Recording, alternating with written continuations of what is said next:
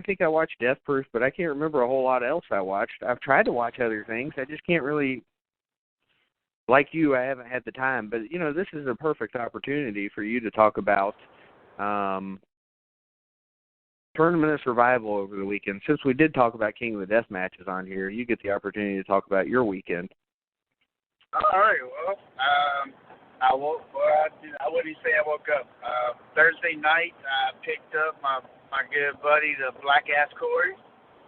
We drove up to Cincinnati and caught a red-eye flight to New Jersey, and we spent the weekend at Atlantic City.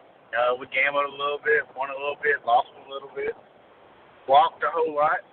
And on Saturday night, we went to Game Changer Wrestling. The Game Changer World is what the venue is called, and it's a nice venue, man. It's indoors. A whole lot. Yeah, it's indoors. Thank God. They do it right. Okay, so look, you said in the pictures it was indoors, right? Or I could tell in the pictures it was indoors, and you were afraid it was going to sell out. But I have to tell you, like, I don't know, something about it just surprised me that it was indoors. I don't know why. I guess because it's hard to get people to like accept that. Yeah, it is, and like it's a nice venue, like it's a concert hall. Like, no, the thing that sucks about the setup though is we have the ring, but it's so far like on one side of the ring there's like 3 rows of seats. On one side there's like 2 or 3 rows of seats. On one side there's no rows, and then the south side, which is where we were, there's like 10 rows of seats, and then everything else is standing room only.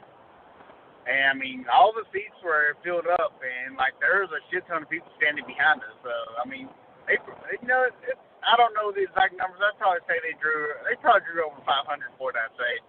But nice. It was probably the most electric crowd I've ever been a part of. Like, East Coast, man. It was unreal, dude. Like, it was, yeah. I told this Corey that I felt like it was like what an ECW show probably was back in '96. You know what I'm saying? Like, I felt that it was that type of crowd. Goddamn, man. Can you imagine? I wish I could go back in time and enjoy that. Yeah, and a lot of people that were there, man, they're calling Tremont versus Gage the best death match on American soil. Ever? And ever. But was it? To me, man, I don't know if it was better than Gage and Tremont or Gage and Murdoch. Really? Dude, you know what's interesting, Vic? Is like I've seen Tremont have some good matches, but I don't remember anything of his like completely standing out. As like I know that sounds dickish. I love Tremont. I'm not saying anything bad, but like I don't remember anything of his being, oh, that's one of the best matches I've ever seen ever. And I love the guy. Yeah. No, I agree. Until this is his. I mean, don't get me wrong, I've seen Tremont in a lot of matches, and I've seen him win his share of tournaments and this, that, and other. But this, to me, was his moment, his one shining moment. Like, this was it, man. This is. I think the thing that might put this match above any other death match on American soil is the fact that it had so much build, it had so much hype. I mean, this is the match everybody wanted. And it was the final. This is the match that everybody wanted as soon as Gage got out of prison the first time. The first time, yeah. Tremont and Gage made a deal with DJ Hyde that they would only do this match at CCW. The first time it happened, it would be at CCW. It didn't happen because obviously Gage went back to jail, and now Gage don't work for CCW. So that kind of got fucked, and I mean, Brett Lauderdale reaped the rewards on it, man.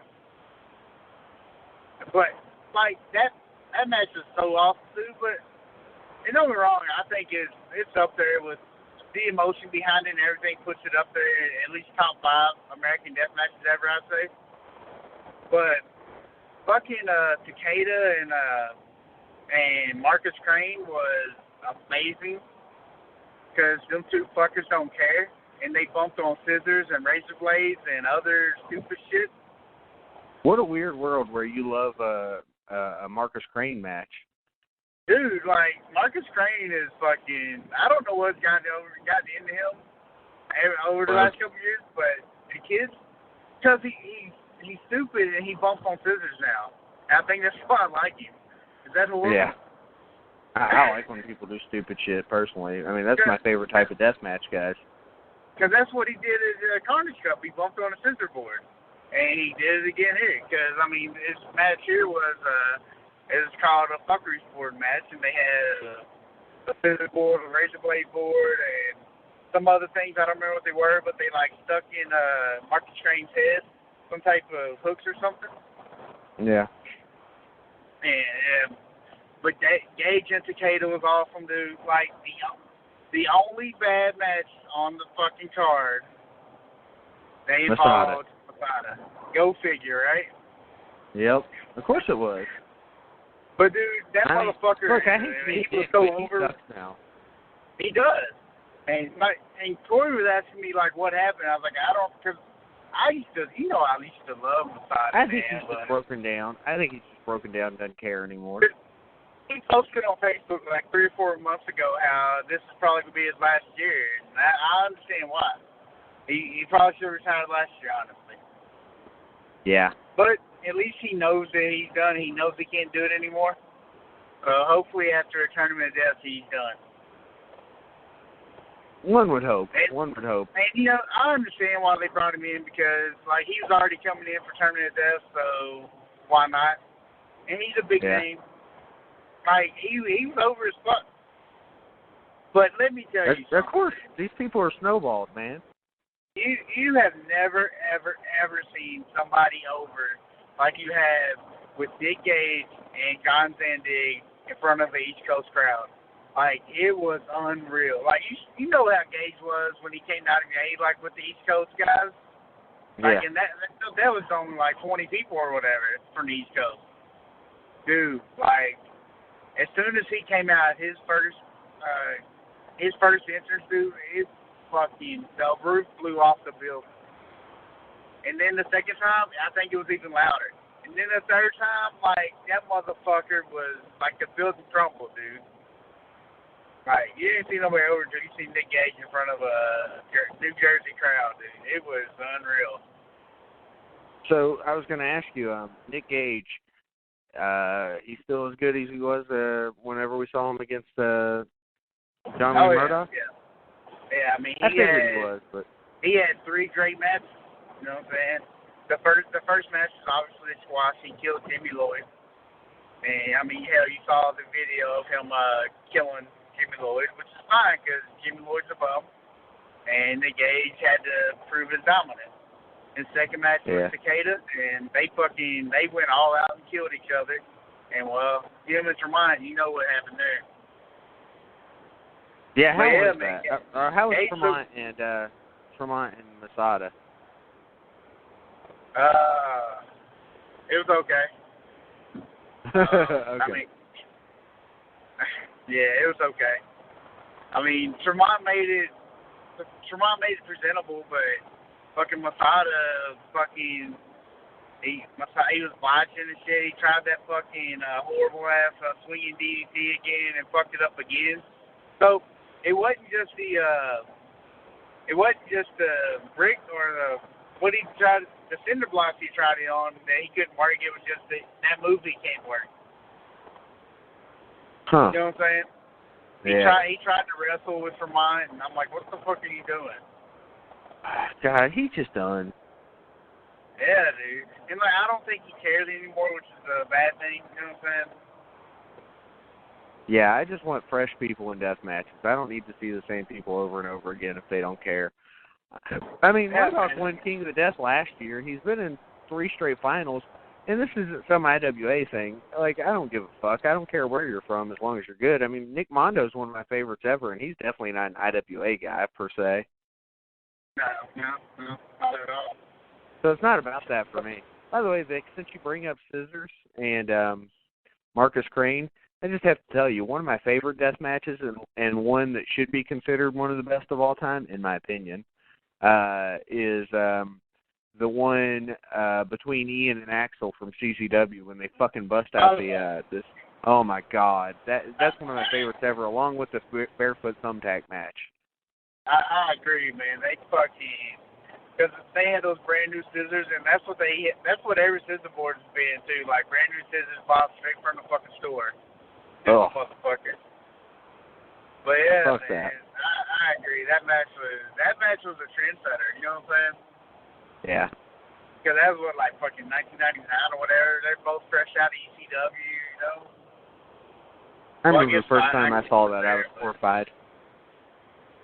Yeah, man, it was pretty awesome.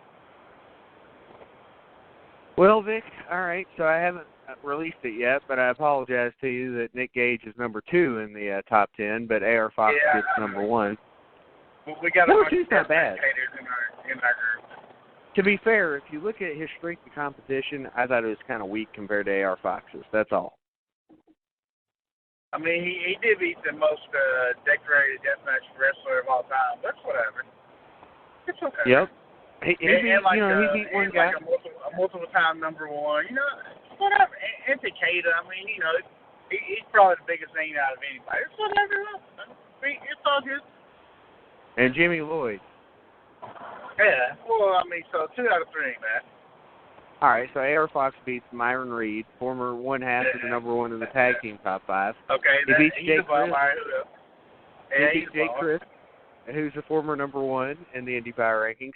He beat Shane Strickland, Zachary Wentz, and Scorpio Sky. That's 3 people, so technically he beat, and you said this before. Well, you said. And I got shot down, so we can't bring that up. I got shot down, so we can't bring it up now. But still, he beat a bunch of good names. At least decent names, I think, that are better than the ones other than Tremont. Takeda's fine. Yeah, Takeda's like a deathmatch god. What do you mean? Plus, Nick Gage. I mean, AR Fox has been, getting mentioned and ranked. Nick Gage came out of nowhere, out of jail. So I think number 2 to start off was fine. He would have been higher if it wasn't for that AR Fox tournament. That's all I'm saying. Yeah. It's some bum promotion. I know. Speaking of Indy Power Rankings, I think since Jared's just doing the Carolina Corner sporadically, we're going to move the Indy Power Rankings reveal over to Filling the Void Radio Network, and I'm going to have David do it. I'm going to give him the names, and I'm going to make sure he fucking does research on it.